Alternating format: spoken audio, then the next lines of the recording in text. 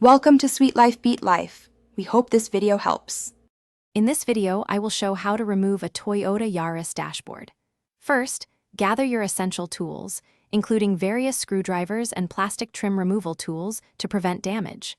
For your safety, always begin by disconnecting the negative terminal of your car's battery. Next, gently pull down the weather stripping by the front doors.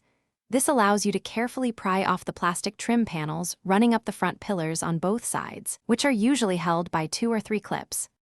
Moving to the center, carefully pry off the trim around the climate control and radio. These 3 panels typically come off easily without screws.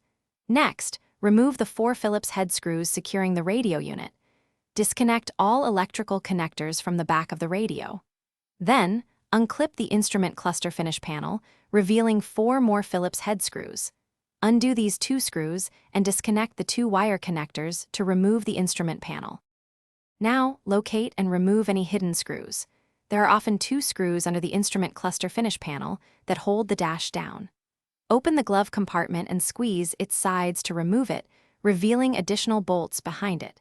You will also need to access and unbolt the passenger airbag module, which is usually secured by 2 12mm bolts. Carefully disconnect any remaining wiring harnesses from the dashboard components. Before the final removal, double-check that all screws, bolts, and electrical connectors are completely detached from the dashboard. With everything unfastened, gently pull the entire dashboard assembly away from the vehicle's frame. It is highly recommended to have a second person assist you in carefully lifting the dashboard out of the car. This prevents damage to the dash or other interior components during removal. Thanks for watching. Consider subscribing if we helped you.